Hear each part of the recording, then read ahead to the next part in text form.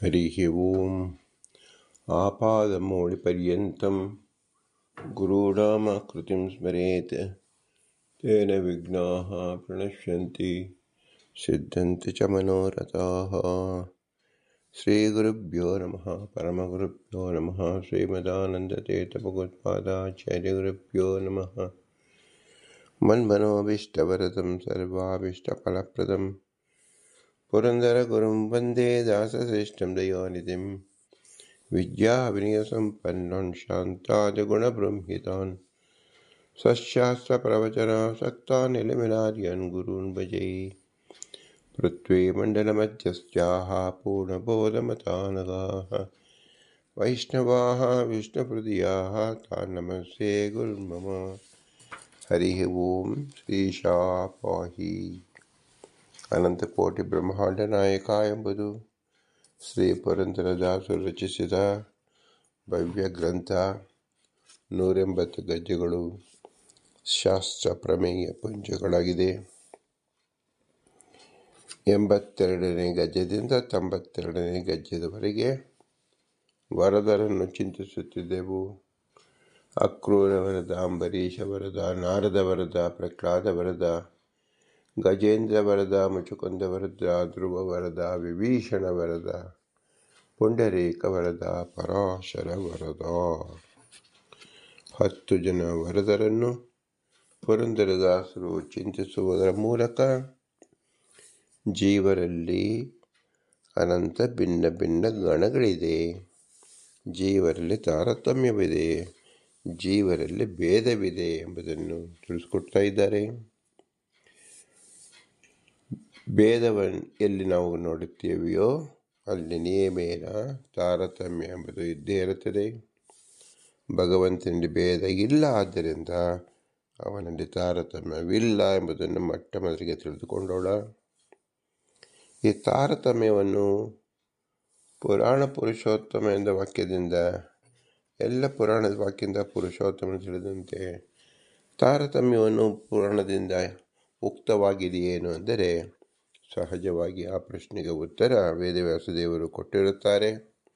ಸ್ಕಾಂದ ಪುರಾಣದಲ್ಲಿ ಪ್ರಣಿಪಾತಾದಿಕಂ ದೇವೈಃ ಋಷ್ಯಾದೀಶ ಜನಾರ್ದನೆ ಕ್ರಿಯತೆ ಅಥೋ ನ ತೇಷಾಂ ಹಿ ತೇಜೋ ಭಂಗ ಕಥಂಚನ ಅಚ್ಯುತಮನಾಮಾವರೇ ತೇಜೋ ಭಂಗನ ವಿದ್ಯತೆ ಯಥಾ ನರಾಣಂ ತಿರ್ಯಕ್ಕುಃ ಪ್ರಾಯಃ ಸಾಮ್ಯೈಃ ಸಾ ಸ್ಮೃತಃ.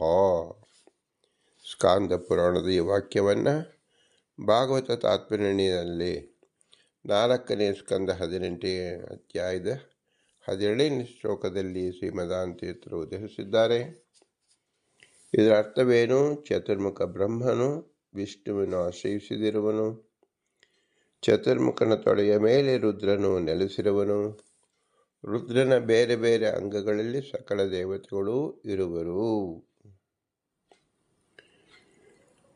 ಪಾದ್ಮದ ಈ ವಚನದಿಂದ ಶ್ರೀ ವಿಷ್ಣುವಿನ ಪ್ರಾರಂಭಿಸಿ ದೇವತೆಗಳವರೆಗೆ ತಾರತಮ್ಯದ 3 ಮೆಟ್ಟಲುಗಳ ಮಾಹಿತಿ ದೊರಕುವುದು. ಈ ತಾರತಮ್ಯ ಅವರೊಳಗೆ ಪರಸ್ಪರವಾಗಿರುವ ಆಶ್ರಯೀ ಭಾವ ಸಂಬಂಧವನ್ನು ಆಧರಿಸಿಕೊಂಡಿರುವುದೇ ಹೊರತು ನಿರಾಧಾರಕವಾದಲ್ಲ ಎಂದು ಸ್ಪಷ್ಟವಾಗುವುದು.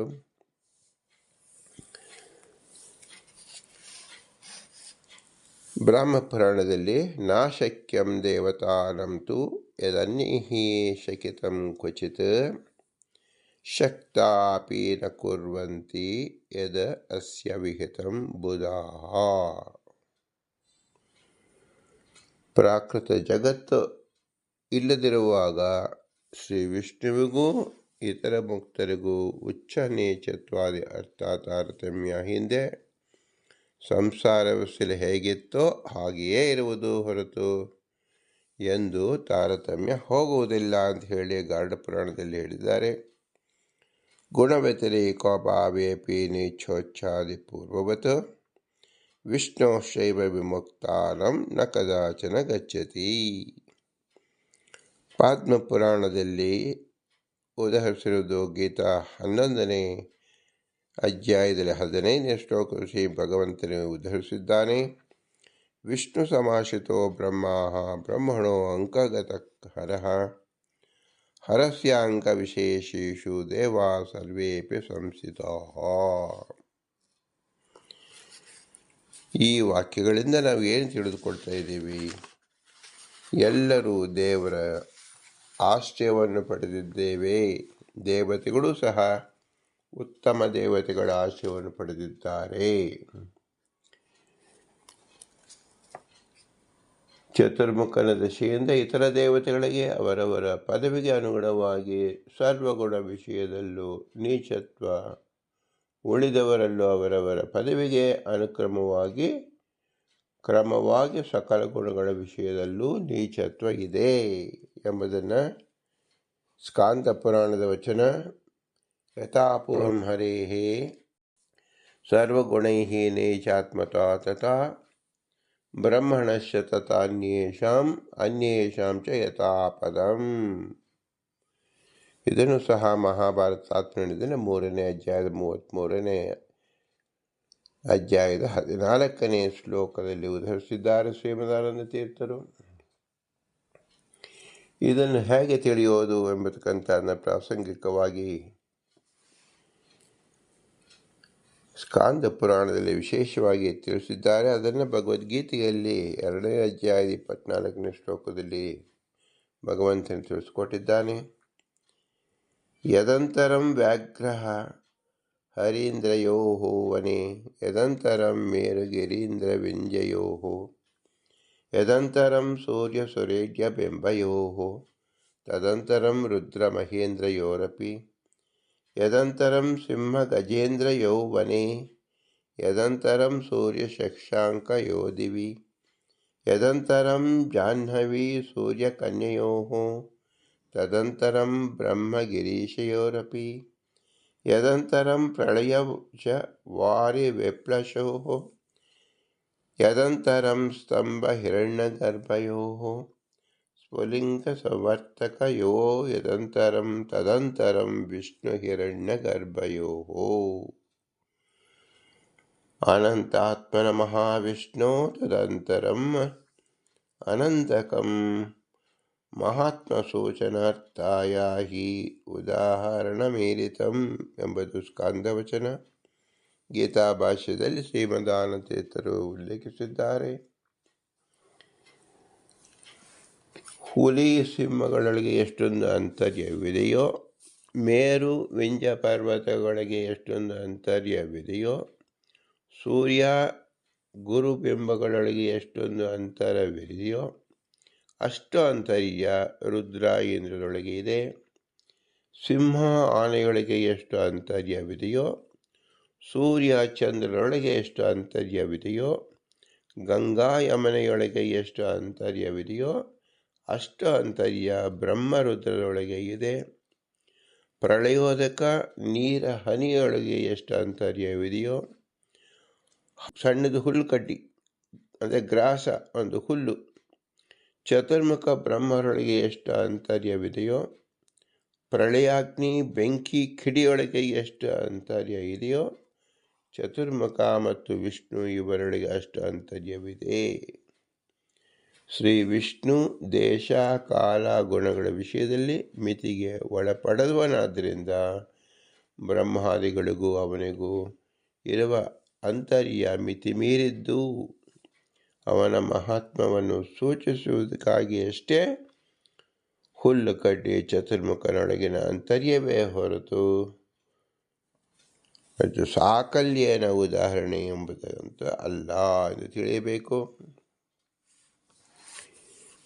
ಇಷ್ಟು ವಿಶೇಷಾಕಾರವಾಗಿ ಭಿನ್ನತೆ ಮತ್ತು ತಾರತಮ್ಯವಿದೆ ಎಂಬುದನ್ನು ಪುರಾಣಗಳು ತಿಳಿಸಿಕೊಟ್ಟಿದೆ. ಭಾಗವತದಲ್ಲಿ ಪ್ರಸ್ತುತಪಡಿಸಿರುವಂತೆ ನರಸಿಂಹದೇವರು ಪ್ರಹ್ಲಾದನಲ್ಲಿ ನನಗೆ ಅನೇಕ ಭಕ್ತರಿವರಾದರೂ ಅವರೆಲ್ಲರಿಗೂ ನೀನು ದೃಷ್ಟಾಂತನಾಗಿರುವಿ ಎಂದು ಹೇಳಿದ ಮಾತನ್ನು ನಾವು ನೋಡಬಹುದು. ಪ್ರಾಯಣ ಎಂಬ ಶಬ್ದ ಅಜ್ಯಹಾರ ಮಾಡಿಕೊಂಡಾಗ ತಾತ್ವಿಕ ದೇವತೆಗಳನ್ನು ನಾರದಾದ ಮಹರ್ಷಿಗಳನ್ನು ಹೊರತುಪಡಿಸಿ ಜಗತ್ರಯದಲ್ಲಿ ಪ್ರಹ್ಲಾದಂಥ ಉತ್ತಮ ಭಗವದ್ಭಕ್ತನು ಮತ್ತೊಬ್ಬನಿಲ್ಲ ಎಂಬ ಅಭಿಪ್ರಾಯವನ್ನು ಸ್ಕಾಂದ ಪುರಾಣ ತಿಳಿಸಿದೆ. ಈ ಸ್ಕಾಂದ ಪುರಾಣದ ವ್ಯಾಖ್ಯಾನದಿಂದ ನರಸಿಂಹದೇವರು ತನ್ನ ಭಕ್ತರನ್ನು ತಾರತಮ್ಯವನ್ನು ಉಲ್ಲಂಘಿಸಿ ಪ್ರಶಂಸಿಸುವಂತೆ ಕಂಡರೂ ಅವನ ಮಾತನ್ನು ತಾರತಮ್ಯ ಅನುಗುಣವಾಗಿಯೇ ಅರ್ಥೈಸಬೇಕು ಎಂದು ಸ್ಪಷ್ಟವಾಗುವಂತೆ ಈ ತಾರತಮ್ಯವನ್ನು ಅತಿಕ್ರಮಿಸಿ ಶಾಸ್ತ್ರದಲ್ಲಿ ಮಾತಾಗಲಿ ವಿಚಾರವಾಗಲಿ ಮೇಲ್ನೋಟಕ್ಕೆ ಕಂಡುಬಂದರೆ ಅದನ್ನು ತಾರತಮ್ಯಕ್ಕೆ ಅನುಸಾರಿಯಾಗಿಯೇ ಅರ್ಥೈಸಿಕೊಳ್ಳಬೇಕು ಎಂದು ಸೂಚಿತವಾಗುತ್ತದೆ. ಭಗವಾನ್ ಮೇ ಖಲು ಭಕ್ತಾನಂ ಸರ್ವೇಶಂ ಪ್ರತಿರೂಪದೃಕ್ಕು ಎಂಬುದು ಭಾಗವತ 7ನೇ ಸ್ಕಂದದಲ್ಲಿ ನರಸಿಂಹದೇವರ ಆಖ್ಯಾನದಲ್ಲಿ ತಿಳಿಸಲ್ಪಟ್ಟಿದ್ದಾರೆ. ಸಾಮಾನ್ಯವಾಗಿ ಜ್ಯೇಷ್ಠತೆಗೆ ಅನುಗುಣವಾಗಿ ಸೃಷ್ಟಿ ನಡೆದರೆ ಕನಿಷ್ಠತೆಗೆ ಅನುಗುಣವಾಗಿ ಲಯ ನಡೆಯುವುದು. ಆದುದರಿಂದ ದೇವತೆಗಳ ಸೃಷ್ಟಿಯಿಂದಲೂ ಲಯದಿಂದಲೂ ಅವರ ತಾರತಮ್ಯವನ್ನು ಚೆನ್ನಾಗಿ ತಿಳಿದುಕೊಳ್ಳಬಹುದಾಗಿದೆ. ತಾರತಮ್ಯವನ್ನು ತಿಳಿಸಿಕೊಡುವುದರಲ್ಲಿ ಶಾಸ್ತ್ರಕ್ಕೆ ಮಹಾ ತಾತ್ಪರ್ಯ ಇರುವುದರಿಂದ ಅಂತಹ ತಾತ್ಪರ್ಯ ತಿಳುವಳಿಕೆಯಾಗಿಯೇ ಭಾಗವತಾದಿಗಳಲ್ಲಿ ಮತ್ತೆ ಮತ್ತೆ ದೇವಾದಿಗಳ ಸೃಷ್ಟಿ ಮತ್ತು ಲಯಗಳನ್ನು ಹೇಳಲಾಗಿದೆ. ಮೂಲೆ ಸರ್ವೇಷಾಮಿತಿ ನಾಂ ಸಂಕುಚಿತಾರ್ಥ ಸರ್ವಚರಂ ಕಿಂತು ಪ್ರಾಯೇಣ ದೇವಮುನಿಯಃ ಇತಿ ಪೂರ್ವಾಧ್ಯಾಯಗತ ಶ್ಲೋಕಮಿತ್ ತಾತ್ವಿಕ ದೇವಾನ್ ಮಹರ್ಷೇಶ್ಚ ವಿಹಾಯ ಅನ್ಯೇಷಾಂ ಸರ್ವೇಷಾಮಿತಿ ವ್ಯಾಖ್ಯೇಯಮಿತಿ ಪ್ರಮಾಣೇ ವಾಹ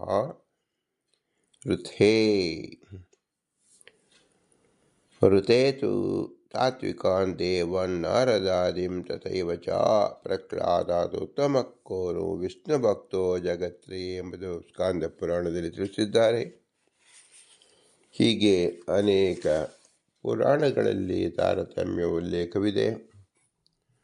ಶ್ರೀಮದಾನಂದ ತೀರ್ಥರು ಮಹಾಭಾರತ ತಾತ್ಪರ್ಯದಲ್ಲಿ ಈ ಪಂಚಭೇದ ಮತ್ತು ತಾರತಮ್ಯವನ್ನು ಸ್ಪಷ್ಟವಾಗಿ ತಿಳಿಸಿಕೊಟ್ಟಿದ್ದಾರೆ.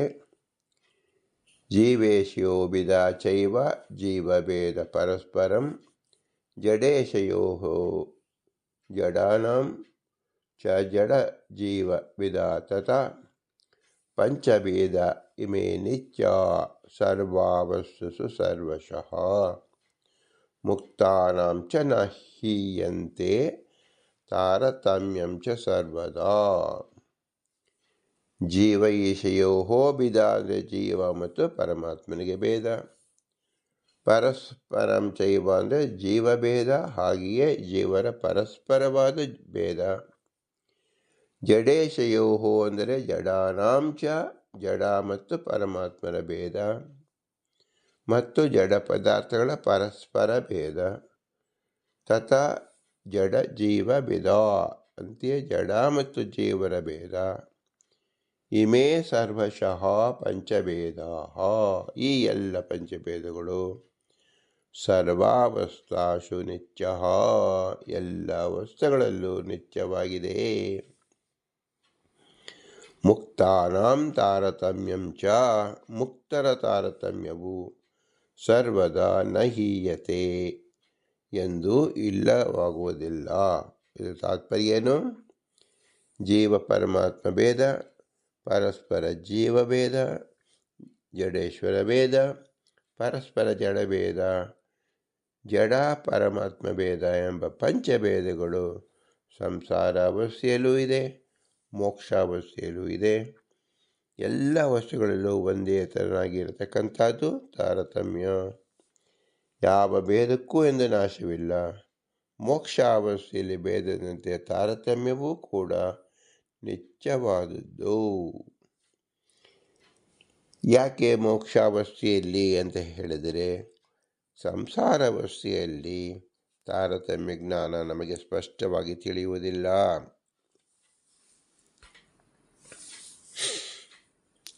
ಯಾರು ಮೊದಲು ಹುಟ್ಟಿರುತ್ತಾರೋ ಅವರನ್ನು ನಾವು ವಯೋಪ್ರಮಾಣದಿಂದ ಶ್ರೇಷ್ಠರು ಅಂದರೆ ಗುಣಗ್ರಾಹಕಗಳಾಗಿ ನಾವು ಪೂಜಿಸುವುದನ್ನು ಕಂಡಿದ್ದೇವೆ. ಆದರೆ ವಯಸ್ಸಿಗೆ ಅತಿ ಮುಖ್ಯವಾಗಿ ಗುಣಗ್ರಾಹಿಗಳಾಗಬೇಕು. ಆ ಗುಣವು ಎಂಬತಕ್ಕಂಥದ್ದು ಬುದ್ಧಿಗೆ ಮಾತ್ರ ತಿಳಿಯತಕ್ಕಂಥದ್ದು. ಆ ಗುಣವನ್ನು ನಾವು ತಿಳಿತಕ್ಕಂಥ ಬುದ್ಧಿಯೇ ನಮ್ಮಲ್ಲಿ ಇಲ್ಲದೆ ಇದ್ದಾಗ ತಾರತಮ್ಯವನ್ನು ಪತ್ತೆ ಹಚ್ಚುವುದು ಸಾಧ್ಯವಾಗುವುದಿಲ್ಲ. ಹೇಗೆ ನಿಮ್ಮ ಕಿಸೆಯೊಳಗಿರತಕ್ಕಂಥ ಹಣ ನಾವು ಎಣಿಸಲು ಸಾಧ್ಯವಿಲ್ಲ, ಅದು ನಿಮ್ಮ ಅಧೀನವಾಗಿರುತ್ತೆ. ಹಾಗೆ ನಿಮ್ಮ ಗುಣ ನಿಮ್ಮ ಅಂತಃಪ್ರಕಾಶವಾಗಿದೆ, ಅದು ಬಹಿರ್ಪ್ರಕಾಶವಾಗಿ ತಿಳಿಯುವ ಯೋಗ್ಯತೆ ಬೇರೆಯವರಿಗೂ ಇರಬೇಕು. ಆದ್ದರಿಂದ ಲೋಕದಲ್ಲಿ ಇದು ಸರ್ವಸಾಮಾನ್ಯವಾಗಿ ಇರುವುದಿಲ್ಲ. ಆದ್ದರಿಂದ ಸಂಸಾರ ಅವಸ್ಥೆಯಲ್ಲಿ ತಾರತಮ್ಯ ಎಂಬತಕ್ಕಂಥದ್ದು ಅದಲು ಬದಲುಗಳಾಗಿರುತ್ತದೆ. ಆದರೆ ಮೋಕ್ಷಾವಸ್ಥೆಯಲ್ಲಿ ನಿಯತವಾಗಿ ಉತ್ತಮರು ಅಧಿಕರಾಗಿ ನೀಚರು ಅವರಾಗಿಯೇ ಕಂಡುಕೊಳ್ಳುತ್ತಾರೆ. ಆದ್ದರಿಂದ ತಾರತಮ್ಯ ಎಂಬತಕ್ಕಂಥದ್ದು ಸಾರ್ವಕಾಲಿಕ ನಿತ್ಯ ಎಂಬುದನ್ನು ತಿಳಿಯಬೇಕು.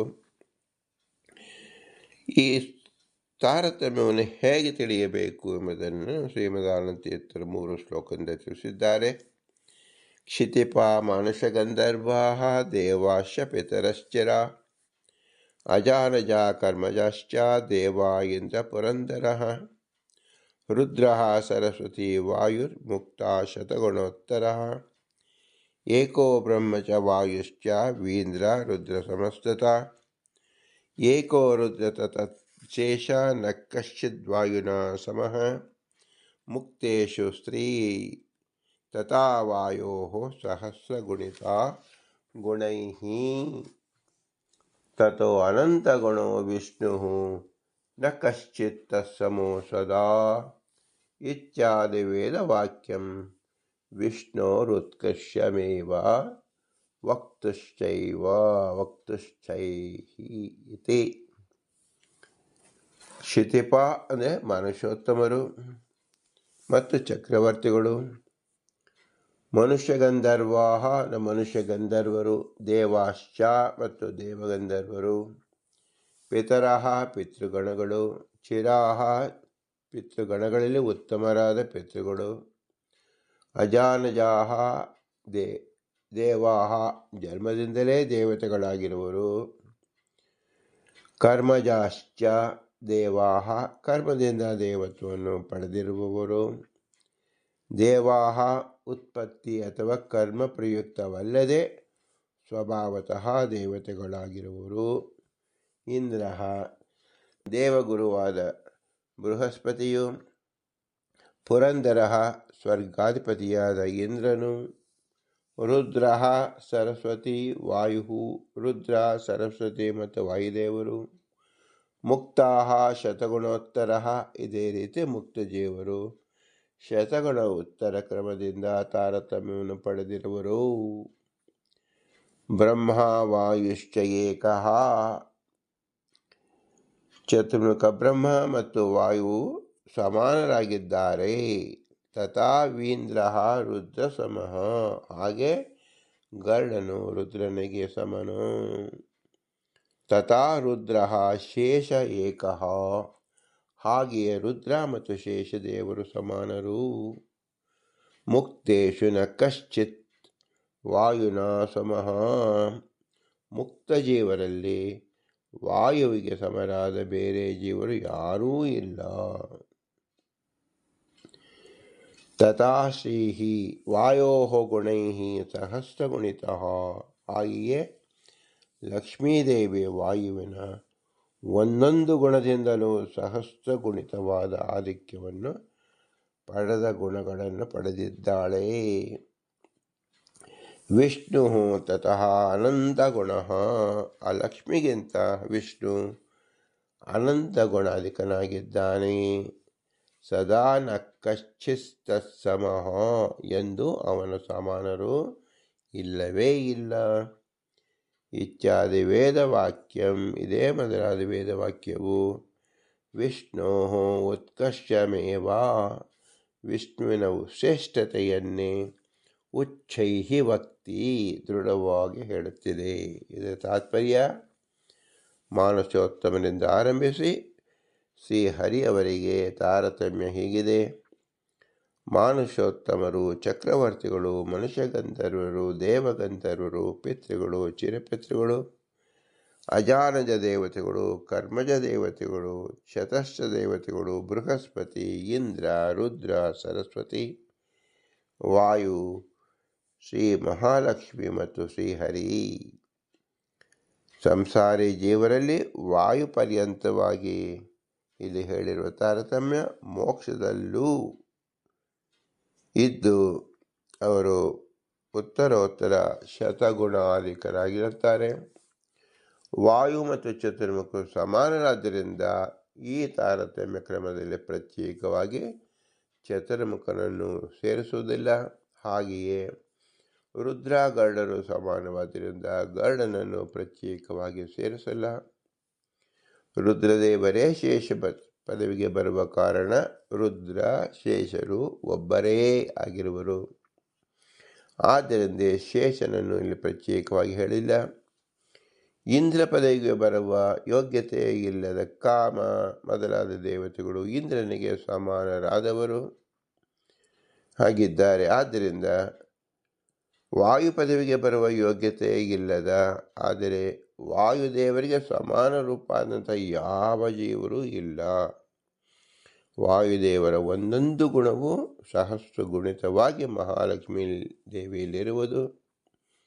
ಮಹಾಲಕ್ಷ್ಮಿಗಿಂತ ಅನಂತಾನಂತ ಗುಣವುಳ್ಳವನು ಶ್ರೀಹರಿ. ಅವನಿಗೆ ಸಮಾನರಾದವರು ಯಾರೂ ಯಾವ ಕಾಲದಲ್ಲೂ ಇಲ್ಲ.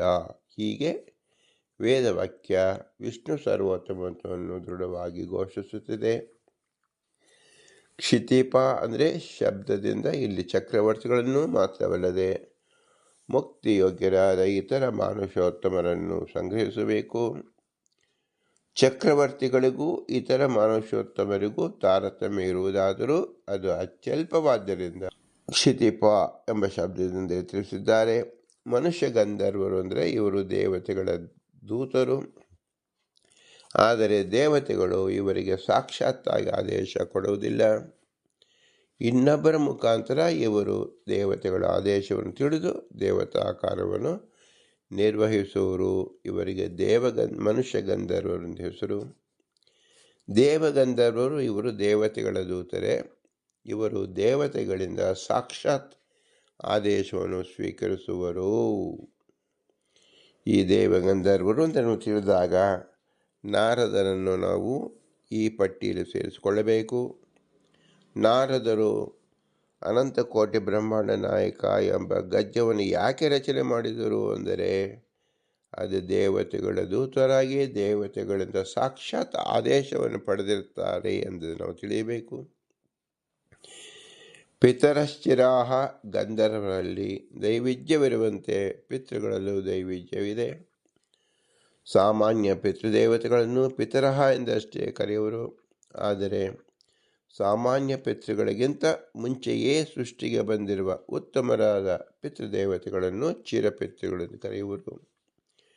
ಅಜಾನಜ ದೇವತೆಗಳು ಅಂದರೆ ದೇವತೆಗಳಿಗೆ ಜನಿಸಿದ ಕಾರಣ ಹುಟ್ಟಿನಿಂದಲೇ ದೇವತೆಗಳಾದವರು ಅಜಾನಜ ದೇವತೆಗಳು. ಇಂದ್ರಪುತ್ರರಾದ ಜಯಂತನೇ ಮೊದಲಾದವರು ಉದಾಹರಣೆಯಾಗಿದೆ. ಇವರನ್ನು ಅಜಾನಜ ದೇವತೆಗಳು ಅಂತ ಹೆಸರು. ಕರ್ಮಜ ದೇವತೆಗಳು ಅಂದರೆ ಕರ್ಮದಿಂದ ದೈವತ್ವವನ್ನು ಪಡೆದವರು. ಪೃಥು ಮಹಾರಾಜ, ಬಲಿ ಚಕ್ರವರ್ತಿ ಮೊದಲಾದವರು ಕರ್ಮಜ ದೇವತೆಗಳಾಗಿದ್ದಾರೆ. ದೇವಾಹ ಅಂದರೆ ಹುಟ್ಟಿನಿಂದಾಗಲಿ ಕರ್ಮದಿಂದಾಗಲಿ ದೇವತ್ವವನ್ನು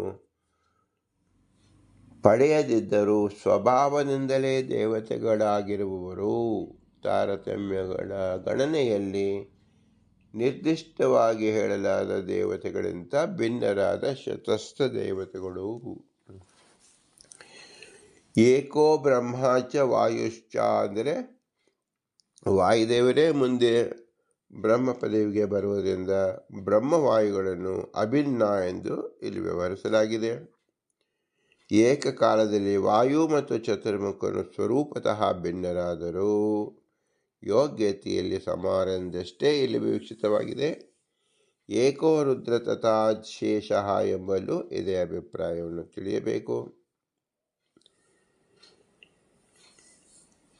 ಹೀಗೆ ಉದಾಹರಿಸುವ ವಾಕ್ಯಗಳಿಗೆ ಈ ತಾತ್ಪರ್ಯ ಎಲ್ಲಿದೆ ಅನ್ನೋದನ್ನು ತಿಳಿಸ್ತಾ ಇದ್ದಾರೆ. ತಾತ್ಪರ್ಯಂ ಮಹದತ್ರೆ ಇತ್ಯುಕ್ತಂ ಯೋ ಮಾಮಿತಿ ಸ್ವಯಂ ತೇನ ಭೂಮ್ನಃ ಜಾಯಸ್ಯಾಮಿತ್ಯುಕ್ತಂ ಸೂತ್ರೇಷು ನಿರ್ಣಯಾತ್ತನೇ. ಸಾಕ್ಷಾತ್ ಭಗವಂತನ ಅವತಾರವಾದ ಶ್ರೀಕೃಷ್ಣ ಯೋ ಮಾಮೇವ ಸಮ್ಮೂಢೋ ಜಾನಾತಿ ಪುರುಷೋತ್ತಮಂ ಸ ಸರ್ವವಿಂ ಭಜತಿ ಮಾಂ ಸರ್ವಭಾವೇನ ಭಾರತ ಇತಿ ಗುಹ್ಯತಂ ಶಾಸ್ತ್ರಂ ಇದಮುಕ್ತಮಯ ನಘಃ ಏತದ್ಬುದ್ಧ್ವಾ ಬುದ್ಧಿಮಾನ್ ಸ್ಯಾತ್ ಕೃತಕೃತ್ಯಸ್ಯ ಭಾರತ ಎಂಬ ಗೀತಾ ಶ್ಲೋಕದಲ್ಲಿ ವಿಷ್ಣು ಸರ್ವೋತ್ತಮತ್ವಾದ ವಿಷಯದಲ್ಲಿ ತನಗೆ ಮಹಾ ತಾತ್ಪರ್ಯವಿರುವುದೆಂದು ಸ್ಪಷ್ಟವಾಗಿ ಸೂಚಿಸಿರುವನು.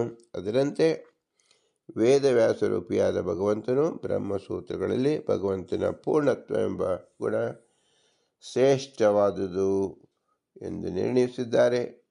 ಭಗವಂತನಿಗೂ ಅವನ ಗುಣಗಳಿಗೂ ಅಭೇದ ಇರುವುದರಿಂದ ಭಗವಂತನು ಶ್ರೇಷ್ಠನೆಂದೇ ಬ್ರಹ್ಮಸೂತ್ರಗಳಿಂದ ನಿರ್ಣಯಿಸಿದಂತಾಯಿತು.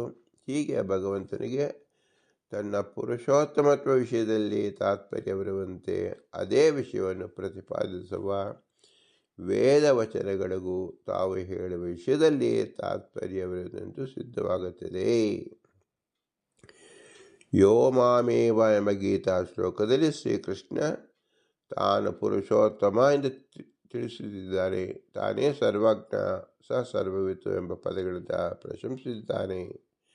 ಅವನ ಸರ್ವೋತ್ತಮತ್ವವನ್ನು ಪ್ರತಿಪಾದಿಸುವ ಶಾಸ್ತ್ರಗಳನ್ನು ಗುಹ್ಯತಮ ಎಂದು ಸೂಚಿಸಿದ್ದಾನೆ. ತನ್ನ ಸರ್ವೋತ್ತಮತ್ವವನ್ನು ತಿಳಿದವನು ಅಪರೋಕ್ಷ ಜ್ಞಾನಿಯು ಮುಕ್ತನೂ ಆಗುವನೆಂದು ಎರಡು ವಿಧವಾದ ಫಲವನ್ನು ಬುದ್ಧಿಮಾನ್ ಕೃತಕೃತ್ಯ ಎಂಬ ಪದಗಳಿಂದ ಹೇಳಿದ್ದಾನೆ. ಇವುಗಳಿಂದ ಶ್ರೀಕೃಷ್ಣನಿಗೆ ತಾನು ಹೇಳಿದ ತನ್ನ ಪುರುಷೋತ್ತಮತ್ವದಲ್ಲಿ ತಾತ್ಪರ್ಯವಿದೆ ಎಂದು ತಿಳಿದು ಬರುತ್ತೆ. ಇದೇ ಪುರುಷೋತ್ತಮ ತತ್ವವನ್ನು ದ್ವಾಯಿಮಂ ಪುರುಷಂ ಲೋಕೆ ಇತ್ಯಾದಿ ಗೀತಾವಾಕ್ಯದಲ್ಲಿ ಹೇಳಿದ ಭೇದವನ್ನು ಅನೇಕ ವೇದವಚನಗಳು ಹೇಳುತ್ತಿದೆ. ಆದ್ದರಿಂದ ವೇದವಚನಗಳಿಗೂ ತಾವು ಹೇಳುವ ವಿಷಯದಲ್ಲಿ ತಾತ್ಪರ್ಯವೆಂದು ಸಿದ್ಧವಾಗುವುದು. ಒಂದೆಡೆ ಒಂದು ಪ್ರಮಾಣದ ತಾತ್ಪರ್ಯ ವಿಷಯವಾದದ್ದು ಬೇರೆಡೆಯಲ್ಲೂ ತಾತ್ಪರ್ಯ ವಿಷಯವಾಗಿದೆ ಎಂದು ಒಪ್ಪಲೇಬೇಕು. ಒಂದೆಡೆ ಗೋವು ಎಂದು ಸಮ್ಮತವಾದದ್ದು ಮತ್ತೊಂದೆಡೆ ಗೋವಲ್ಲವೆಂದು ಆಗುವುದಿಲ್ಲ ಎಂದು ಆಚಾರ್ಯ ಭಾವಂದು ಶ್ರೀ ವಾದಿರಾಜ ತೀರ್ಥರು ನಿರೂಪಿಸಿದ್ದಾರೆ. ಇದರ ಅರ್ಥ ಏನು? ಶ್ರೀಮದಾನಂದ ತೀರ್ಥರು ಒಂದು ಕಡೆ ಒಂದು ತಾತ್ಪರ್ಯ ವಚನವನ್ನು ಪ್ರಮಾಣ ವಚನವನ್ನು ಹೇಳಿದರೆ ಅದನ್ನು ಎಲ್ಲ ಕಡೆಯೂ ನಾವು ಅದೇ ವಾಕ್ಯವನ್ನು ವ್ಯವಹರಿಸಿಕೊಳ್ಳತಕ್ಕದ್ದು. ಒಂದು ಕಡೆ ಒಂದು ಮಾತು ಅದರ ವಿರುದ್ಧವಾಗಿ ಇನ್ನೊಂದು ಮಾತು ಎಂಬತಕ್ಕಂಥದ್ದು ಎಲ್ಲಿಯೂ ಸರ್ವಮೂಲ ಗ್ರಂಥದಲ್ಲಿ ಕಾಣಲು ಸಾಧ್ಯವಿಲ್ಲ. ಇದನ್ನು ಏನು ತೋರಿಸ್ಕೊಡ್ತಾ ಇದೆ? ಪೂರ್ಣ ಪ್ರಜ್ಞರು ಶ್ರೀಮದಾನಂದ ತೀರ್ಥರು ಎಂಬುದನ್ನು ತೋರಿಸ್ತಾ ಇದೆ. ತಮ್ಮ ವಚನಗಳಿಗೆ ಒಂದು ಬಾಧಕವನ್ನು ಇರುವುದಿಲ್ಲ, ಎಲ್ಲವೂ ಅಪೌರುಷವಾದ ವೇದವಾಕ್ಯಗಳು ಎಂಬುದನ್ನು ವೇದ ಪ್ರವಚನಕಾರರು ಎಂದೇ ಅವರನ್ನು ಪ್ರಸಿದ್ಧರಾಗಿದ್ದಾರೆ. ಆದ್ದರಿಂದ ಶ್ರೀಮದಾನಂದ ತೀರ್ಥರು ನಮಗೆ ಉಲ್ಲೇಖಿಸಿರುವ ವಾಕ್ಯ ಏನು? ವೇದವಚನ. ಅವರು ಹೇಳಿರುವ ವಾಕ್ಯಗಳೆಲ್ಲವೂ ಪ್ರಮಾಣ. ನಮಗೆ ವೇದವನ್ನು ಓದಿ ಪ್ರಮಾಣ ಎಂದು ಅಂಗೀಕರಿಸಲು ಸಾಧ್ಯವಿಲ್ಲ. ಏಕೆಂದರೆ ಅನಂತಾವಿ ವೇದ ಇರೋದ್ರಿಂದ ವೇದವನ್ನು ತಿಳಿದಂಥ ದಶಪ್ರಮತಿ ಅಂದರೆ ಶ್ರೀಮದಾನಂದ ತೀರ್ಥರು ಉಲ್ಲೇಖಿಸಿರುವ ಸಕಲ ಶಬ್ದಗಳು ಅತ್ಯಂತ ಪ್ರಮಾಣಭೂತವಾಗುತ್ತದೆ. ಇದನ್ನು ನಾವು ಅತಿ ವಿಶ್ವಾಸದಿಂದ ತಿಳಿದುಕೊಳ್ಳಬೇಕು. ಹೇಗೆ ಒಬ್ಬ ತಂದೆಯಾದವನು ತನ್ನ ಮಗನಿಗೆ ವಂಚನೆ ಮಾಡುವುದಿಲ್ಲ, ಯಾಕಂದರೆ ತಂದೆಯಾದವನು ಮಗನಿಗೆ ಆಪ್ತನಾಗಿರುತ್ತಾನೆ. ಹಾಗೆ ಸಕಲ ಸಜ್ಜನರಿಗೆ ತಂದೆಯಂತಿರುವರು ಶ್ರೀಮದಾನಂದ ತೀರ್ಥರು. ಅವರು ಎಂದೂ ತಮ್ಮ ಮಕ್ಕಳೇ ಆದ ವೈಷ್ಣವರಿಗೆ, ವಿಷ್ಣು ಭಕ್ತರಿಗೆ ವಂಚನೆ ಮಾಡುವುದಿಲ್ಲ. ಆದ್ದರಿಂದ ಶ್ರೀಮದಾನಂದ ತೀರ್ಥರು ಆಪ್ತರು. ಆಪ್ತೋಕ್ತತ್ವೇನ ಶ್ರೀಮದಾನಂದ ತೀರ್ಥರ ಪ್ರತಿಯೊಂದು ವಾಕ್ಯವೂ ಅತ್ಯಂತ ಪ್ರಬಲವಾದ ಪ್ರಮಾಣ ಎಂದು ತಿಳಿಯಬೇಕು.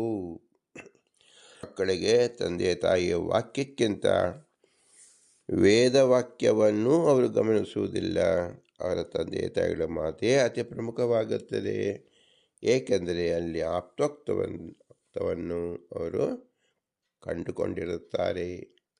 ಹಾಗೆ ಸಕಲ ಸಜ್ಜನರು ಶ್ರೀಮದಾನಂದ ತೀರ್ಥರಲ್ಲಿ ಆಪ್ತೋಕ್ತತ್ವವನ್ನು ಕಂಡುಕೊಂಡು ವೇದ ಪ್ರಾಮಾಣ್ಯವನ್ನು ಅವರ ಎಲ್ಲ ಮಾತುಗಳಲ್ಲೂ ಸಹ ಪ್ರಬಲವಾದ ಪ್ರಮಾಣ ವಚನ ಎಂದು ನಾವು ನಿರ್ಧರಿಸಿಕೊಳ್ಳಬೇಕು. ಆದ್ದರಿಂದಲೇ ಮಹಾಭಾರತ ತಾತ್ಪರ್ಯ ನಿರ್ಣಯ ಎಂಬ ಗ್ರಂಥವನ್ನು ಶ್ರೀಮದಾನಂದ ರಚಿಸಿದ್ದಾರೆ. ಈಗ ಪ್ರಸ್ತುತ ತಾರತಮ್ಯ ಮತ್ತು ಭೇದವನ್ನು ವಿಸ್ತಾರವಾಗಿ ತಿಳಿಸಿಕೊಟ್ಟರು. ಈಗ ಜೀವರಲ್ಲಿ ನಾವು 3 ವಿಧವಾದ ಭೇದವನ್ನು ನೋಡಬಹುದು ಎಂಬತಕ್ಕಂಥದ್ದು ಹಿಂದೆ ನಾವು ಬಿಂಬ ಪ್ರತಿಬಿಂಬ ಭಾವದಿಂದ ನೋಡಿದ್ದೇವೆ. ಜೀವರಲ್ಲಿ ಮುಖ್ಯವಾಗಿ 3 ವಿಧವಾಗಿದೆ. ಜೀವರು ಸಾತ್ವಿಕ, ರಾಜಸ, ತಾಮಸರಿಂದ ತ್ರಿವಿಧರು. ಇವರಲ್ಲಿ ಸಾತ್ವಿಕರು ಮಾತ್ರ ಮುಕ್ತಿಯು ಯೋಗ್ಯರು. ರಾಜಸರು ನಿತ್ಯ ಸಂಸಾರಿಗಳು, ತಾಮಸರು ನಿರ್ಯಭಾಗಿಗಳು.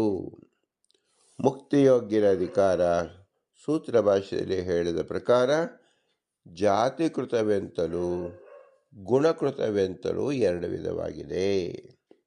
ಜಾತಿಕೃತ ಭೇದದಿಂದ ಮುಕ್ತಿಯೋಗ್ಯರು ದೇವ, ಋಷಿ, ಪಿತೃ, ರಾಜ, ಮನುಷ್ಯ ಭೇದದಿಂದ 5 ವಿಧವಾಗಿದೆ.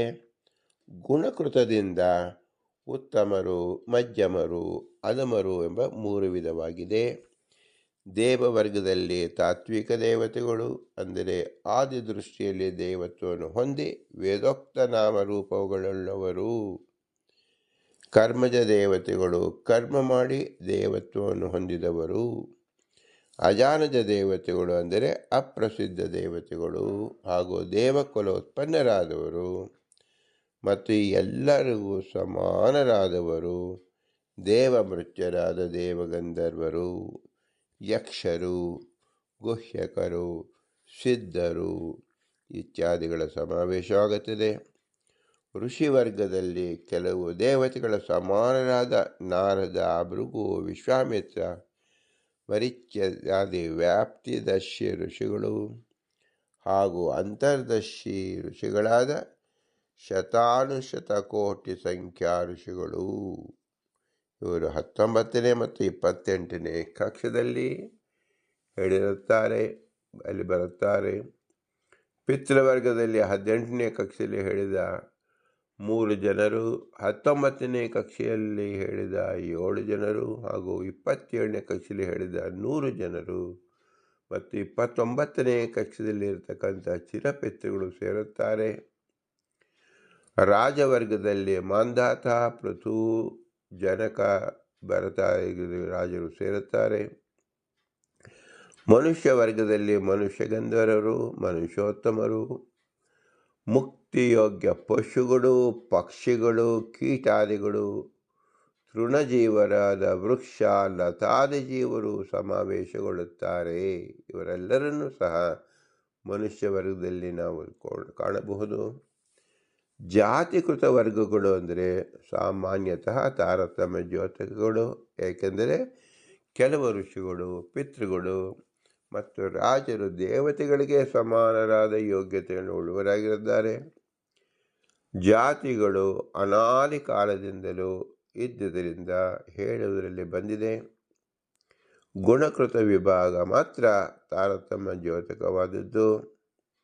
ಆದ್ದರಿಂದಲೇ ಗುಣದಿಂದಲೇ ತಾರತಮ್ಯ ಹೇಳಲು ಬರುತ್ತದೆ.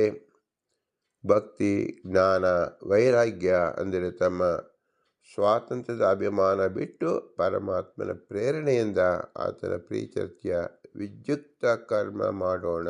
ಇದೇ ಮೊದಲಾದ ಗುಣಗಳು ಮುಕ್ತಿಗೆ ಸಾಧನಗಳು.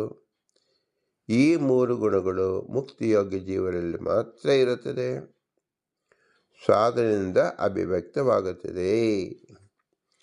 ಈ 3ರಲ್ಲಿ ಭಕ್ತಿಯು ಶ್ರೇಷ್ಠವಾದದ್ದು, ಅನಂತರ ಜ್ಞಾನ, ಅನಂತರ ವೈರಾಗ್ಯ, ಹೀಗೆ ಕ್ರಮವಿದೆ. ಆದ್ದರಿಂದ 3 ಗುಣಗಳು ಪ್ರತಿ ಜೀವರಲ್ಲಿ ಇದ್ದರೂ ಕೂಡ ಯಾವುದು ವಿಶೇಷವಾಗಿರುತ್ತದೋ ಆ ಗುಣದಿಂದ ವ್ಯವಹಾರವಾಗುತ್ತದೆ. ಭಕ್ತಿ ಪ್ರಚುರವಾಗಿ ಉಳ್ಳವರು ಭಕ್ತಿಯೋಗಿಗಳು, ಜ್ಞಾನ ಪ್ರಚುರರು ಜ್ಞಾನಯೋಗಿಗಳು, ಕರ್ಮ ಪ್ರಚುರರು ಕರ್ಮಯೋಗಿಗಳು. ಒಟ್ಟು ಫಲಿತಾರ್ಥ ಏನಂದರೆ ಭಕ್ತಿಯೋಗಿಗಳು ಉತ್ತಮಾಧಿಕಾರಿಗಳು, ಜ್ಞಾನ ಹೆಚ್ಚು ಉಳ್ಳವರು ಮಧ್ಯಮಾಧಿಕಾರಿಗಳು, ಕರ್ಮ ಪ್ರಾಚುರ್ಯವುಳ್ಳವರು ಅಧಮಾಧಿಕಾರಿಗಳು. ನಿರಂತರ ಭಕ್ತಿಯುಳ್ಳ ಅಚ್ಛಿನ್ನ ಭಕ್ತರು ಅತ್ಯುತ್ತಮ ಅಧಿಕಾರಿಗಳು. ಇವರೇ ಜೀವೋತ್ತಮಿಸಿಕೊಳ್ಳುವ ಬ್ರಹ್ಮ ಮತ್ತು ವಾಯುದೇವರು ಹಾಗೂ ಕ್ರಮವಾಗಿ ಅವರ ಮಡಿದಿಯರಾದ ಸರಸ್ವತಿ ಮತ್ತು ಭಾರತಿ. ಈ 4 ಜನರು. ಇವರಲ್ಲಿ ಕಲಿ ಪ್ರವೇಶ ಯಾವಾಗ್ಯೂ ಇಲ್ಲ. ಉಳಿದೆಲ್ಲರಲ್ಲಿ ಕಲಿಯಾವೇಶ ಉಂಟು. ಇವರು ಸಾಂಶರು. ಇದರಂತೆ 30ನೇ ಕಕ್ಷದವರೆಗೆ ಸೇರಿದವರೆಲ್ಲರೂ ಸ್ವಾಂಶರೇ. 31, 32, 33 ಕಕ್ಷೆಯಲ್ಲಿಯವರು ಮಾತ್ರ ನಿರಂಶರು. ಇದನ್ನು ತಿಳಿಬೇಕು. ಅಚ್ಛಿನ್ನ ಭಕ್ತರಿಗಿಂತ ಭಕ್ತಿ ಕಡಿಮೆ ಇದ್ದಾಗ್ಯೂ ಉಳಿದ ಗುಣಗಳಿಂದ ಭಕ್ತಿ ಪ್ರಚುರವಾದ ಚಿನ್ನ ಭಕ್ತರು ಸಹ ಉತ್ತಮ ಅಧಿಕಾರಿಗಳು. ಉಳಿದ ತತ್ವಾಭಿಮಾನಿ ದೇವತೆಗಳು, ವ್ಯಾಪ್ತದರ್ಶಿ ಋಷಿಗಳು ಮತ್ತು ಪಿತೃಗಳು ಉತ್ತಮ ಅಧಿಕಾರಿಗಳು. ಇವರು ಸಾಂಶ ವ್ಯಾಪ್ತದರ್ಶಿಗಳು. ಜ್ಞಾನ ವಿಜ್ಞಾನ ಪ್ರಚುರಾದವರು ಜ್ಞಾನಯೋಗಿಗಳು. ಇವರಲ್ಲಿ 19ನೇ ಕಕ್ಷಾಸ್ಥದಲ್ಲಿರ್ತಕ್ಕಂತಹ ಕರ್ಮಜ ದೇವತೆಗಳಿಂದ 26ನೇ ಕಕ್ಷಸ್ಥನಾದ ಪುಷ್ಕರ ಪರ್ಯಂತ ವಿಜ್ಞಾನ ಯೋಗಿಗಳು ಎಂದು ಹೆಸರು. ಅಜಾನಜ ದೇವತೆಗಳಿಂದ ದೇವಗಂಧರ್ವರ ಪರ್ಯಂತ ಜ್ಞಾನಯೋಗಿಗಳು. ಇವರೆಲ್ಲರೂ ಸಹ ಸಾಂಶರು, ಮಧ್ಯಮ ಅಧಿಕಾರಿಗಳು. ಮನುಷ್ಯ ಗಂಧರ್ವರಿಂದ ಉಳಿದವರೆಲ್ಲರೂ 33ನೇ ಕಕ್ಷದವರೆಗೆ ಕರ್ಮಯೋಗಿಗಳು. ಇವರು ನಿರಂಶರು. ಇವರಲ್ಲಿ ಮನುಷ್ಯ ಗಂಧರ್ವರು ಮತ್ತು ಕ್ಷಿತಿಪರು ಮಧ್ಯಮಾಧಿಕಾರಿಗಳು, ಮಾನುಷೋತ್ತಮರು, ತೃಣಜೀವರು ಮೊದಲಾದವರು ಬಾಹ್ಯದರ್ಶಿಗಳು, ಅಧಿಕಾರಿಗಳು. ಇವರೆಲ್ಲರೂ ನಿರಂಶರು ಎಂದು ತಿಳಿಯಬೇಕು. ಈ ಜಗತ್ತಿನಲ್ಲಿ ವಿಚಾರಿ ಮನುಷ್ಯನಿಗೆ ಪ್ರಥಮ ದರ್ಶನಕ್ಕೆ ವಸ್ತು ದೈವಿಧ್ಯ ಕಂಡುಬರುತ್ತೆ. ಅಂದರೆ ಕೆಲವು ವಸ್ತುಗಳು ಒಂದು ಸ್ಥಳದಿಂದ ಮತ್ತೊಂದು ಸ್ಥಳಕ್ಕೆ ಹೋಗುವುದು, ತಿನ್ನುವುದು ಇತ್ಯಾದಿ ಅನೇಕ ವ್ಯಾಪಾರ ಮಾಡುತ್ತಿರುವುದು. ಇವೇ ಚೇತನ ಪ್ರಾಣಿಗಳು. ಉಳಿದವು ಏನು ವ್ಯಾಪಾರವಿಲ್ಲದ ಬಿದ್ದಲ್ಲಿಯೇ ಬಿದ್ದುಕೊಂಡಿರುತ್ತೆ. ಇದೇ ಜಡ ಪದಾರ್ಥಗಳು. ಈ ವಿವಿಧ ವಸ್ತುಗಳು ಅನೇಕ ಇದ್ದು ಅವುಗಳಲ್ಲಿ ಕೆಲವು ರೂಪದಿಂದ ಒಂದಕ್ಕೊಂದು ಸಮಾನ ಕಾಣುವುದು. ಈ ರೀತಿ ಒಂದು ಬಗೆಯಾಗಿರುವುದು ಒಂದು ವರ್ಗದವು. ಹೀಗೆ ಅನೇಕ ವರ್ಗಗಳಿದೆ. ಈ ವರ್ಗಗಳು ಬೇರೆ ಬೇರೆ ಹೆಸರಿನಿಂದ ವ್ಯವಹರಿಸಲ್ಪಡುತ್ತದೆ. ಒಂದೊಂದು ವರ್ಗದಲ್ಲಿ ವಸ್ತುಗಳು ಅನೇಕ ಇರುತ್ತದೆ. ಅಂದರೆ ಜಡ ವಸ್ತುಗಳಲ್ಲಿ ಅನೇಕ ವರ್ಗಗಳು ಇರುವಂತೆ ಚೇತನ ಪ್ರಾಣಿಗಳಲ್ಲಿ ಸಹ ಅನೇಕ ವರ್ಗಗಳು ಇದೆ. ಜಡ ವಸ್ತುಗಳ ದೆಸೆಯಿಂದಾಗಿ ಚೇತನ ಪ್ರಾಣಿಗಳಿಂದಾಗಿ ಹೊಸದಾಗಿ ಉತ್ಪನ್ನವಾಗುವ ವಸ್ತುಗಳು ಆಯಾ ಬೀಜಭೂತ ವಸ್ತುವಿಗೆ ಗುಣದಿಂದ ರೂಪದಿಂದ ಬಹುತರವಾಗಿ ಸದೃಶ್ಯವಾಗಿರುವ ಹಾಗೆ ಕಂಡುಬರುತ್ತೆ. ಉದಾಹರಣೆಗೆ ಮನುಷ್ಯರಿಂದ ಮನುಷ್ಯ ಪ್ರಾಣಿಗಳೇ ಹುಟ್ಟುತ್ತದೆ. ಪಶುಗಳಾದ ವ್ಯಾಘ್ರಾದಿಗಳಿಂದ ವ್ಯಾಘ್ರಾದಿಗಳೇ ಹುಟ್ಟುತ್ತದೆ. ಹುಳುಗಳಿಂದ ತತ್ಸದೃಶ ಹುಳುಗಳೇ ಹುಟ್ಟುತ್ತದೆ. ಅದರಂತೆ ಜಡ ವಸ್ತುಗಳಾದ ಧಾನ್ಯಗಳು, ವೃಕ್ಷಗಳು, ಇವುಗಳಿಂದ ಅವುಗಳಿಗೆ ಸದೃಶವಾದ ಧಾನ್ಯಗಳು ಮತ್ತು ವೃಕ್ಷಗಳೇ ಹುಟ್ಟುತ್ತದೆ. ಇದು ಉದಾಹರಣಾರ್ಥವಾಗಿ ಮಾವಿನ ಮರದಲ್ಲಿ ಮಾವಿನ ಫಲಗಳೇ ಆಗುತ್ತದೆ. ಜೋಳ, ಗೋಧಿ ಈ ಧಾನ್ಯಗಳಿಂದ ಆಯಾ ಧಾನ್ಯಗಳೇ ಬೆಳೆಯುತ್ತದೆ. ಭತ್ತದಿಂದ ಭತ್ತವೇ ಬೆಳೆಯುತ್ತದೆ. ಈ ರೀತಿ ಹೊಸದಾಗಿ ಹುಟ್ಟುವ ವಸ್ತುಗಳು ಬೀಜಭೂತ ವಸ್ತುಗಳು ಸದೃಶವಾಗಿರುತ್ತದೆ. ಬೀಜಭೂತವಾಗಿರುವ ಜಡ ಪದಾರ್ಥಗಳ ವರ್ಗದಲ್ಲಾಗಲಿ ಚೇತನ ಪ್ರಾಣಿಗಳ ವರ್ಗಗಳಲ್ಲಾಗಲಿ ಪರಸ್ಪರಗಳಲ್ಲಿ ಇರುವ ವೈಲಕ್ಷಣ್ಯವನ್ನು ಹಾಗೂ ಒಂದೊಂದರಿಂದ ಹುಟ್ಟಿದ ವಸ್ತುಗಳಲ್ಲಿರುವ ಸಾದೃಶ್ಯವನ್ನು ನೋಡುವವನಿಗೆ ವಿಚಾರ ಶಾಂತಿಯಾಗದೆ ಅವುಗಳ ಸಂಬಂಧದಿಂದ ವಿಶೇಷ ಜ್ಞಾನವನ್ನು ಮಾಡಿಕೊಳ್ಳೆಂಬ ಬುದ್ಧಿಯಾಗುವುದು ಸಹಜ. ಬೀಜಭೂತ ವಸ್ತುಗಳಿಂದ ಹೊಸ ವಸ್ತುಗಳು ಹೇಗೆ ಹುಟ್ಟುತ್ತವೆಯೋ ಹಾಗೆ ಆಯಾ ವಸ್ತುಗಳ ಸ್ವಭಾವವೆಂದು ತಿಳಿಯಬೇಕಾದರೆ ಮನಸ್ಸಾನವಾಗುವುದಿಲ್ಲ. ಯಾಕೆಂದರೆ ಬೀಜಭೂತವಾದ ವಸ್ತುಗಳು ಎಲ್ಲಿಂದ ಬಂದವೆಂಬ ಪ್ರಶ್ನೆ ಅಜ್ಞಾತವಾಗಿ ಉಳಿಯುತ್ತದೆ. ಈ ಪ್ರಶ್ನೆಯ ಮೇಲೆ ಅನೇಕ ಪಂಡಿತರು ವಿಚಾರವಾಗಿ ಸಮಾಧಾನವನ್ನು ಅನೇಕ ಬಗೆಯಾಗಿ ಹೇಳಿದ್ದಾರೆ. ಇದೇ ವೇದಾಂತ ಜ್ಞಾನದ ವಿಷಯ. ಆಯಾ ಮತಗಳನ್ನು ಇಲ್ಲಿ ಅನುವಾದ ಮಾಡಿ ಅವುಗಳಲ್ಲಿ ಯುಕ್ತವಾದುದು ಯಾವುದು, ಹೇಯವಾದುದು ಯಾವುದು ಎಂಬುದನ್ನು ವಿಚಾರ ಮಾಡುವ ಸ್ಥಳ ಇದೆಲ್ಲ. ಪ್ರಸ್ತುತ ನಾವು ಇಲ್ಲಿ ತಿಳಿಸಬೇಕಾದ ಉಪಯುಕ್ತವಾದ ವಿಷಯಗಳನ್ನು ಗೊತ್ತು ಮಾಡಿಕೊಳ್ಳುವುದೇ ಉಪೋದ್ಭತವಾಗಿದೆ. ಇದು ತಾರತಮ್ಯದ ವಿಷಯವಾಗಿರುವುದರಿಂದ ಮೂಲಭೂತ ತಾರತಮ್ಯದ ಜ್ಞಾನ ನಾವು ತಿಳಿಯಬೇಕು. ಪ್ರಾಣಿಗಳಿಂದಾಗಲಿ ಜಡದಿಂದಾಗಲಿ ನಿತ್ಯದಲ್ಲಿ ಹೊಸ ಹೊಸ ವಸ್ತುಗಳು ಉತ್ಪನ್ನವಾಗುವುದು ನಾವು ನೋಡುತ್ತೇವೆ, ಹಾಗೂ ಅವುಗಳು ಎಂದಾದರೂ ಒಂದಿನ ನಷ್ಟವಾಗುವುದೂ ಸಹ ನೋಡುತ್ತೇವೆ. ಅಂದಮೇಲೆ ಎಲ್ಲ ಪ್ರಾಣಿಗಳು ಮತ್ತು ಜಡಗಳು ಒಂದು ಕಾಲಕ್ಕೆ ನಷ್ಟವಾಗಿ ಏನೂ ಉಳಿಯುವುದಿಲ್ಲ ಎಂಬ ಕಲ್ಪನೆ ಬಂದೇ ಬರುತ್ತದೆ. ಅದರಂತೆ ಶಾಸ್ತ್ರ ಹೇಳುತ್ತದೆ. ಈ ಪ್ರಕಾರ ಎಲ್ಲ ಪದಾರ್ಥಗಳು ಯಾವ ಕಾಲದಲ್ಲಿ ನಷ್ಟವಾಗುತ್ತದೆಯೋ ಆ ಕಾಲಕ್ಕೆ ಪ್ರಳಯ ಕಾಲ ಎಂದು ಹೆಸರು. ಈ ಪ್ರಳಯ ಕಾಲದಲ್ಲಿ ಸಕಲ ಚೇತನ ಮತ್ತು ಜಡ ಈ ಉಭಯ ವಿಧ ಪ್ರಪಂಚ ನಷ್ಟವಾಗಿ ಎಲ್ಲವೂ ಜಲಮಯವಾಗುತ್ತದೆ. ಆ ಜಲದಲ್ಲಿ ಒಬ್ಬನೇ ಪರಮಾತ್ಮನು ಶಯನ ಮಾಡಿರುತ್ತಾನೆ ಮತ್ತು ಅವನೇ ಮೂಲಭೂತವಾದ ಚೇತನ ಹಾಗೂ ಜಡ ವಸ್ತುಗಳನ್ನು ಹುಟ್ಟಿಸುತ್ತಾನೆಂದು ಶಾಸ್ತ್ರ ಹೇಳುತ್ತದೆ. ಕಾರಣವಿಲ್ಲದೆ ಕಾರ್ಯವು ಹುಟ್ಟುವುದಿಲ್ಲವೆಂಬ ನಿಯಮವನ್ನು ಸಕಲರೂ ಒಪ್ಪುತ್ತಾರೆ. ಪರಮಾತ್ಮನ ಹೊರತು ಎರಡನೆಯ ಸ್ವತಂತ್ರ ಹಾಗೂ ಚೇತನ ವಸ್ತುವೇ ಇಲ್ಲದರಿಂದ ಪರಮಾತ್ಮನಿಗೆ ಎಲ್ಲ ಪ್ರಪಂಚಕ್ಕೆ ಮೂಲ ಕಾರಣವೆಂದು ಅನುಮಾನದಿಂದ ಕಲ್ಪಿಸಿದ್ದು ಸಹ ಸತ್ಯ ಎಂದು ಕಂಡುಬರುತ್ತದೆ. ಅದರಂತೆ ಚೇತನ ಜಡಾತ್ಮಕ ಈ ಜಗತ್ತು ಪರಮಾತ್ಮನಿಂದಲೇ ಸೃಷ್ಟಿಯಾಗುತ್ತೆ ಎಂದು ಶಾಸ್ತ್ರದಲ್ಲಿ ಸಹ ಗೊತ್ತಾಗುತ್ತದೆ. ಜಡ ವಸ್ತುವಿನಲ್ಲಿ ವ್ಯಾಪಾರ ಮಾಡುವ ಶಕ್ತಿ ಕಂಡುಬರುವುದಿಲ್ಲ, ಅವುಗಳಿಗೆ ಜ್ಞಾನವಾದರೂ ಇರುವುದಿಲ್ಲ. ಅಂದಮೇಲೆ ಪರಮಾತ್ಮನು ಜಡವಿರಬಹುದು ಎಂದು ತಿಳಿಯಲಿಕ್ಕೆ ಆಗುವುದಿಲ್ಲ. ಚೇತನ ಪ್ರಾಣಿಗಳು ಅನೇಕ ವಿಧ ವ್ಯಾಪಾರ ಮಾಡುತ್ತಿದ್ದರು. ಯಾವನೊಬ್ಬನಲ್ಲಿಯೂ ಅಥವಾ ಅನೇಕರು ಕೂಡಿಯಾಗಲು ಈ ಜಗತ್ತು ನಿರ್ಮಾಣ ಮಾಡಲು ಸಮರ್ಥರೆಂದು ಹೇಳಲಿಕ್ಕೆ ಆಗುವುದಿಲ್ಲ. ಅಂತಹ ಶಕ್ತಿಯೂ ಅಷ್ಟು ಜ್ಞಾನವೂ ಅವರಲ್ಲಿ ಕಂಡುಬರುವುದಿಲ್ಲ. ಮೃತವಾಗುವುದಕ್ಕಿಂತ ಮೊದಲು ಅನೇಕ ವ್ಯಾಪಾರ ಮಾಡುತ್ತಿದ್ದ ಶರೀರ ಮೃತವಾದ ನಂತರ ಏನೂ ವ್ಯಾಪಾರ ಮಾಡದೆ ಜಡದಂತೆ ಬೀಳುವುದು ನಾವು ಪ್ರತಿನಿತ್ಯವೂ ನೋಡುತ್ತಿದ್ದೇವೆ. ಅಂದಮೇಲೆ ಮೃತ ಶರೀರಕ್ಕೂ ಜೀವ ಶರೀರಕ್ಕೂ ಇರುವ ವೈಲಕ್ಷಣ್ಯ ವಿಚಾರಿಸಿ ನೋಡಿದರೆ ಜಡದಿಂದ ಯಾವುದೂ ವ್ಯಾಪಾರವಾಗುವುದಿಲ್ಲವಾದ್ದರಿಂದ ಜೀವ ಶರೀರದಲ್ಲಿ ಮೃತವಾಗುವ ಮೊದಲು ಒಂದು ವಸ್ತು ಇತ್ತು, ಅದು ಚೇತನವಿರಬೇಕು ಎಂದು ತಿಳಿದು ಬರುತ್ತದೆ. ಅದಕ್ಕೆ ಜೀವ ಎನ್ನುತ್ತಾರೆ. ಈ ಜೀವವುಳ್ಳ ಶರೀರ ಅನೇಕ ವ್ಯಾಪಾರ ಮಾಡುವುದು ಮತ್ತು ಆ ಜೀವ ಬಿಟ್ಟು ಹೋದ ನಂತರ ಮೃತ ಶರೀರವ ನಿರ್ವ್ಯಾಪಾರವಾಗಿ ಬೀಳುವುದು ನೋಡಿ ಆ ಜೀವರ ಅಸ್ತಿತ್ವವನ್ನು ನಂಬಲೇಬೇಕಾಗುತ್ತದೆ.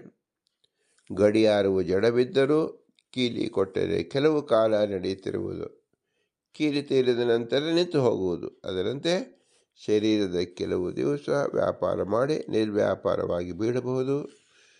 ಜೀವನು ಯಾಕೆ ಬೇಕು ಎನ್ನಲಿಕ್ಕೆ ನಾವು ಸಂಶಯಕ್ಕೆ ಕಾರಣವಿಲ್ಲ.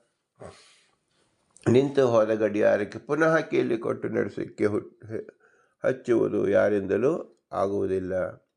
ಇದು ಎಲ್ಲರಿಗೂ ಗೊತ್ತಾದ ಮಾತು. ಜಡ ವಸ್ತುಗಳಲ್ಲೂ ಚೇತನ ಪ್ರಾಣಿಗಳು ತಮ್ಮ ಶಕ್ತಿಯನ್ನು ಅಧೀನ ಮಾಡಿದರೆ ಜಡ ವಸ್ತುಗಳು ಕೆಲವು ಕಾಲ ವ್ಯಾಪಾರ ಮಾಡುವುದುಂಟು.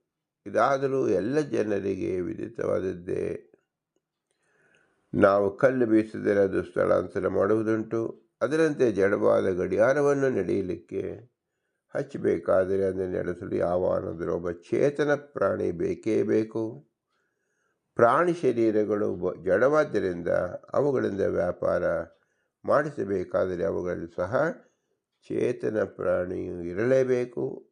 ಆ ಪ್ರಾಣಿಯೇ ಜೀವ ಎಂದು ಹೇಳುತ್ತಾ ಬಂದಿದ್ದೇವೆ. ಜಗತ್ತಿನಲ್ಲಿ ಕೆಲವರು ಸೌಖ್ಯದಿಂದ ಇರ್ತಾರೆ, ಕೆಲವರು ದುಃಖದಿಂದ ಕೂಡಿರ್ತಾರೆ. ಇದನ್ನು ನೋಡಿದರೆ ಪ್ರತಿ ಶರೀರದಲ್ಲಿದ್ದ ಜೀವಗಳು ಒಂದೇ ಅಲ್ಲ, ಕಿಂತು ಬೇರೆ ಬೇರೆ ಅಂತ ಹೇಳಬೇಕಾಗುವುದು. ಯಾರಿಗೆ ಸುಖ, ಯಾರಿಗೆ ಬೇಡ, ದುಃಖವನ್ನು ಎಲ್ಲರೂ ಇಚ್ಛಿಸುವರು, ಆದರೂ ಸಹ ದುಃಖವಿದೆ. ಆದ್ದರಿಂದ ಜೀವರ ಇಚ್ಛೆಯಿಂದ ಸುಖ ದುಃಖ ಪ್ರಾಪ್ತವಾಗುವುದಿಲ್ಲ. ಅವರ ಸುಖ ದುಃಖಗಳ ಅನುಸಂಧಾನ ಪರಸ್ಪರ ಇರುವುದಿಲ್ಲ. ಆದ್ದರಿಂದ ಪ್ರತಿ ಶರೀರದಲ್ಲಿ ಜೀವರು ಬೇರೆ ಬೇರೆ ಇರಲೇಬೇಕು ಅಂತ ಗೊತ್ತಾಗತ್ತೆ. ದುಃಖವನ್ನು ಇಚ್ಛಿಸದಿದ್ದರೂ ಅನುಭವಿಸಬೇಕಾಗುತ್ತಿರುವುದರಿಂದ ಸುಖ ದುಃಖ ಪ್ರಾಪ್ತಿಗೆ ಬೇರೆ ಏನಾದರೂ ಕಾರಣ ಇರಲೇಬೇಕು ಎಂದು ಊಹಿಸಬೇಕು. ಆದ್ದರಿಂದ ಪರಮಾತ್ಮನೇ ಕೆಲವರಿಗೆ ಸುಖವನ್ನು ಕೆಲವು ದುಃಖವನ್ನು ಕೊಡುತ್ತಾನೆ ಅಂತ ಹೇಳಬೇಕು. ಈ ರೀತಿಯಿಂದ ಒಬ್ಬನಿಗೆ ಸುಖ ಕೊಟ್ಟು ಇನ್ನೊಬ್ಬರಿಗೆ ದುಃಖ ಕೊಡುವುದರಿಂದ ಪರಮಾತ್ಮನ ಅಂಶತಃ ನಿರ್ದಯನು ವಿಷಮನು ಎಂದು ಹೇಳಬೇಕಾಗುವುದು. ಪರಂತು ಶಾಸ್ತ್ರ ಹಾಗೆ ಹೇಳುವುದಿಲ್ಲ. ಪರಮಾತ್ಮನು ದಯಾಮಯನು, ಸರ್ವರಿಗೆ ಸಮನು, ಗುಣಪೂರ್ಣನು, ದೋಷರಹಿತನು ಅಂತ ಶಾಸ್ತ್ರ ಹೇಳುತ್ತದೆ. ಆದ್ದರಿಂದ ಪರಮಾತ್ಮನ ಹೊರತು ಮತ್ತೇನಾದರೂ ಒಂದು ಕಾರಣ ಇರಲೇಬೇಕು. ಅದಕ್ಕೆ ಅದೃಷ್ಟವೆಂದು ಅಥವಾ ಜೀವನ ಯೋಗ್ಯತೆ ಎಂದು ಹೇಳುವರು. ಆ ಯೋಗ್ಯತೆಯನ್ನಾಗಲಿ ಅದೃಷ್ಟವಾಗಲಿ ನಿಮಿತ್ತ ಮಾಡಿ ತದನುಸಾರವಾಗಿ ಸುಖ ದುಃಖವನ್ನು ಕೊಡುವುದರಿಂದ ಪರಮಾತ್ಮ ನಿರ್ದಯನೂ ಅಲ್ಲ, ವಿಷಮನೂ ಅಲ್ಲ ಎಂದು ಗೊತ್ತಾಗುತ್ತದೆ. ಇದು ಆಯಾ ಜೀವರ ಯೋಗ್ಯತೆಯನ್ನು ತಿಳಿಸಿಕೊಡುತ್ತದೆ. ಆ ಜೀವರ ಯೋಗ್ಯತೆ ತಿಳಿಸುವುದೇ ತಾರತಮ್ಯ, ಗುಣತಾರತಮ್ಯ ಎಂಬುದಕ್ಕಾಗಿ ನಾವು ತಾರತಮ್ಯವನ್ನು ಭೇದವನ್ನು ಇದುವರೆಗೂ ನಾವು ತಿಳಿದುಕೊಟ್ಟವು. ಇದರಿಂದ ನಾವು ತಾರತಮ್ಯ ಜ್ಞಾನದ ಬುನಾದಿಯನ್ನು ತಿಳಿದಂತೆ ಆಯಿತು. ಇಂಥ ವಿಶೇಷ ಜ್ಞಾನವನ್ನು ಒದಗಿಸುವ ಪುರಂದರದಾಸರಿಗೆ ಅವರ ಅಂತರ್ಯಾಮಿ ಪುರಂದರ ವಿಠಲನಿಗೆ ಭೂಯಿಷ್ಠ ಅಂತ ನಮ್ಮ ಮುಕ್ತಿವಿಧೇಯಮ ಎಂದು ಹೇಳಿ, ಇಂಥ ವಿಶೇಷ ಜ್ಞಾನ ಪ್ರಾಪ್ತವಾಗುವುದು ಕೇವಲ ಮನುಷ್ಯ ಜನ್ಮದಲ್ಲಿ ಮಾತ್ರ.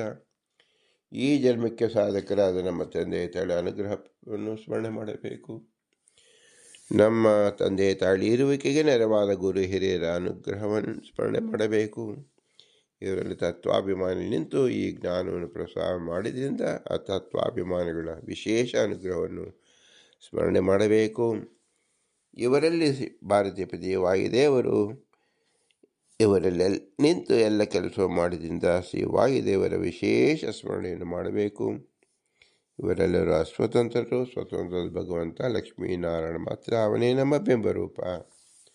ಆದ್ದರಿಂದ ಆ ಬಿಂಬರೂಪನಿಗೆ ನಾವು ಹೇಗೆ ಸ್ಮರಣೆ ಮಾಡಬೇಕು ಅಂದರೆ ಅವನನ್ನು ಭೂಯಿಷ್ಠ ಅಂತ ನಮ್ಮ ಮುಕ್ತಿ ವಿಧೇಮ, ಭೂಯಿಷ್ಠ ಅಂತೆಯೇ ನಮ್ಮ ಮುಕ್ತಿ ವಿಧೇಮ ಎಂದು ಹೇಳಿ ವಿನಮ್ರವಾಗಿ ನಮಿಸೋಣ.